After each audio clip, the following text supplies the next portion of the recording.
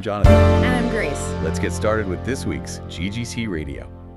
Welcome in. Have you ever found yourself sitting in a church pew with your arms crossed, just mentally giving the worship band like a 3-star Yelp review? Oh, definitely. I think we all have. Right. You're standing there thinking, well, the transitions were a bit clunky today, or maybe I just didn't really feel the vibe of that final song. Yeah, evaluating the lighting, the sound mix, all of it. Exactly. We have all done it. But today we are taking a deep dive into why that specific consumer mindset is actually destroying our spiritual joy. And, how to entirely rewire our approach to Sunday mornings. It is just a completely natural trap to fall into, especially given how our modern culture operates.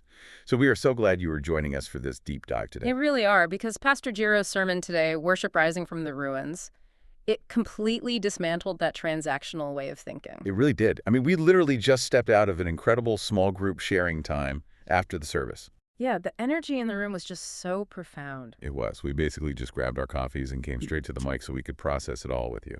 So the goal for our deep dive today is to extract the core, really transformative insights from that message. We want to look at the actual mechanics of how true worship moves us from a place of spiritual ruins into, well, a thriving garden. And critically, we want to unpack how that shift doesn't just change our Sunday mornings, but it completely reorients the way we live our everyday lives. Exactly. So let's start with that initial heavy imagery, the word ruins. Yeah, that was striking. When Pastor Giro brought us to 1 Peter 2.9, he really did not sugarcoat our original state. Not at all. The foundational truth he highlighted is that we were not made God's people because of some impressive spiritual resume. Right. We weren't brought in because we met some baseline moral qualification or, did enough good deeds. Exactly. The reality is we were in total darkness. A complete spiritual ruin. And I really want to focus on the psychology of that for a moment, because human nature, it constantly fights against admitting total bankruptcy. Oh, absolutely.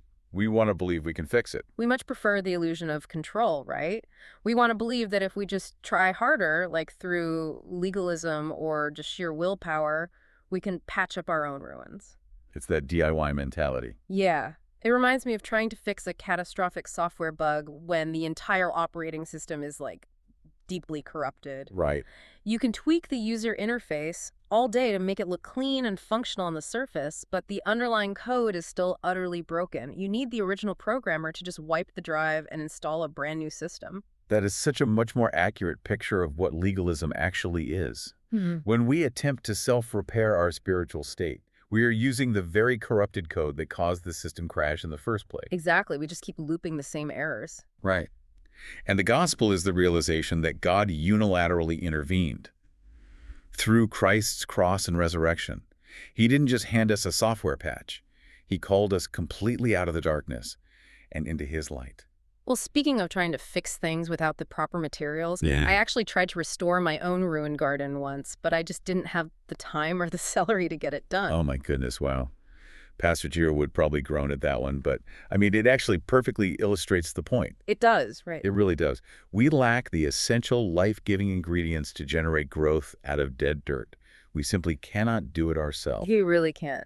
And this is where that reference to Isaiah 51.3 shifts the entire paradigm. The wilderness turning into Eden. Yes. God looks at our wasteland, our ruined state, and he intervenes. He doesn't hand us a shovel and say, we'll get to work. Right, he doesn't just give us a landscaping manual. Exactly. He says, I will comfort you. I will make your desert like a garden. This internal restoration is done entirely by Christ.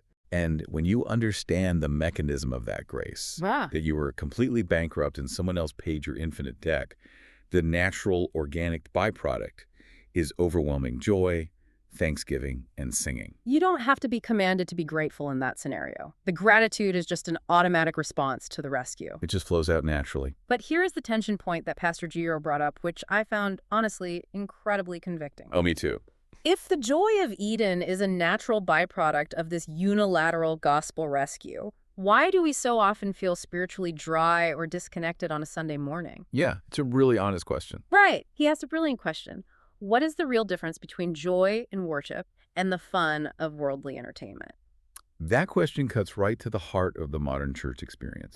Because outwardly, worship and entertainment can look, well, nearly identical. They really can. You have a crowd of people, a stage, Talented musicians, deliberate lighting, and this massive emotional peak. But the underlying mechanisms, the root sources of those feelings are operating on entirely opposed systems. Because we are deeply conditioned by society to be consumers. Literally everything in our daily lives, from the algorithms on our phones to the layout of a grocery store to our streaming services. Everything is engineered for us. Exactly. It's all engineered to cater to our personal preferences. Entertainment is fundamentally a transaction. I give you my time, my money, and my attention. And in return, your environment makes me feel good. You entertain me. Right.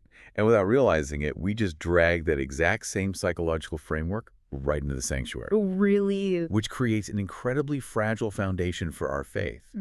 If your joy relies on external environments, like the skill of the worship leader or the perfect temperature in the room. Or even the specific theological topic of the message. Exactly. Your joy can shatter the moment someone hits a wrong note or the microphone feeds back. It's so conditional. But gospel-centered joy operates on a completely different reward system. It's an immovable fact based on your identity. The deep, settling knowledge that you are forgiven, loved, and adopted as a child of God. Yeah. That joy wells up internally from the Holy Spirit. Kaiser shared that exact sentiment in our small group today, actually. His honesty was just so refreshing. It really was. He confessed that he catches himself treating church like a service he's paying for. He said he'll sit in the pew, cross his arms, and just evaluate the music. Thinking about the clunky transitions. Right, or how he didn't really resonate with the style of the final song. It is so easy to slip into that mindset. Yeah. Because it gives us a false sense of authority. We become the critic instead of the worshiper. But then Kaizo mentioned how Pastor Jiro's reference to Hebrews 13.45 hit him like a ton of bricks. Yeah. The verse talks about continually offering to God a sacrifice of praise. Yes. Kaiser realized that worship isn't about consuming a polished product. It's about stemming into our profound identity as royal priests. A royal priesthood. Right. A priest doesn't go to the temple to sit in the audience and be entertained. A priest goes to the altar to offer a sacrifice. It's an active posture of giving honor, not taking a service. When we grasp that we are royal priests, the entire direction of worship flips. It goes a full 180 degrees. Exactly. Instead of walking through the doors asking, what am I getting out of this today? The posture becomes, what am I bringing to the Lord today? And the freedom in that shift is just massive. I want to push back on that word freedom just a little bit, though. Okay, sure. Because culturally, the word sacrifice usually implies an obligation, right? A heavy burden or losing something valuable. How does offering a sacrifice equate to freedom? That is a great point. It is liberating because it fundamentally detaches your joy from unpredictable variables. Okay, I see what you mean. If your spiritual fulfillment depends on everything around you being perfectly executed, you will always live on the edge of disappointment. You're basically a hostage to circumstance. Yeah, that makes sense. But if your joy is rooted in the privilege of offering your own praise to the God who pulled you out of the ruins, nobody can take that away. Wow. Yeah. You can worship in a stunning cathedral with a professional choir, or you can worship entirely off-key in a damp basement, and the core resilient joy remains identical. That resilience changes everything. And logically, if worship is fundamentally an act of giving rather than taking, restricting that activity to a 90-minute slot on a Sunday morning creates a massive theological contradiction. It completely shatters the Sunday-only box. It has to, right? This was the next major progression Pastor Jiro unpacked, bringing in Romans 12.1. The call to offer your bodies as a living sacrifice, holy and pleasing to God. That this is your true and proper worship. This was the part that challenged me the most, honestly. We're just so used to compartmentalizing our lives. Sunday is for the sacred, Monday through Saturday is for the secular. It's two completely different worlds. Exactly. But the concept of the royal priesthood doesn't clock out after the benediction. It drops right into your office cubicle, your kitchen, and your morning commute. Think about the mechanics of a living sacrifice. In the Old Testament, a sacrifice was placed on the altar, and that was the end of it. It died. Right. It was a one-time event. But a living sacrifice has to repeatedly choose to stay on the altar, moment by moment, day after day. It requires a continuous reorientation of your will. Which means when I am dealing with a deeply frustrated client at work on a Tuesday afternoon, or, when I'm doing the dishes for the 4th time on a Thursday evening, I am not on a pause from my spiritual life. Not at all. If I am approaching those mundane or frustrating tasks driven by the gospel's grace, like consciously offering my attitude, my patience, and my effort to God, that is a living sacrifice. That is everyday worship. And this completely alters the spiritual momentum we bring into the weekend. The traditional consumer mindset tells us that the work week depletes us. Oh, absolutely. We let Monday through Saturday drain our tanks, so we drag ourselves into the church building on Sunday morning, running on fumes, essentially demanding that the worship band and the pastor refill us. It's the spiritual gas station model. Just fill me up so I can survive another week. And it is a completely backward approach to the New Testament model. If we are actually living out this 24/7 worship, offering those small daily living sacrifices, we aren't arriving empty on Sunday. We're actually arriving full. Exactly. We are building spiritual momentum all week long. When we walk through the doors, we are bringing the culmination of our daily devotion to echo and resonate with our brothers and sisters. I just love that image. We are bringing the heat with us. Yes, bringing the heat. You bring your daily sacrifice of praise, I bring mine. And when we put them together, Sunday congregational praise isn't supposed to start the fire from scratch. It is supposed to be the explosive overflow of what we have all been doing Monday through Saturday. That overflow is where true congregational power lies. But let me play the cynic for a second here. Go for it. Because the idea of living as a daily, continuous sacrifice sounds incredibly inspiring in theory while we're sitting here in a studio analyzing it. Right, when things are calm. Yeah, but when Monday morning actually hits, the email inbox is flooded, the news is depressing, and the culture feels overwhelmingly loud. Doing this alone seems practically impossible. It is so hard. I often feel like the corrupted operating system is rebooting, and I am right back in the ruins, just trying to survive until Friday. The isolation is the danger. And that leads directly into the final critical piece of Pastor Giro's sermon. We can't do it alone. No, we can't. If we try to operate as isolated individual royal priests, we will inevitably burn out. We simply aren't designed to sustain that kind of spiritual momentum in a vacuum. We need the whole priesthood, not just the individual priests. That is the reality of 1 Peter 2.5, where we are described as living stones being built into a spiritual house. Living stones. Notice the plural language and the construction metaphor. You are not a single polished brick meant to sit alone in a field trying to be a building by yourself. That would just look ridiculous. It would. You are being built together. Since the very early days of the church, large temple worship and intimate house gatherings were inextricably linked.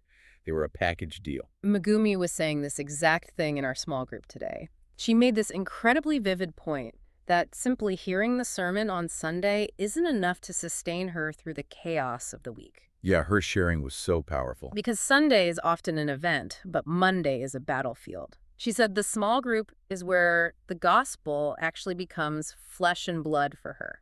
Flesh and blood is the perfect way to describe the incarnation of community. It really is. Because it's one thing to comprehend grace intellectually from a pulpit.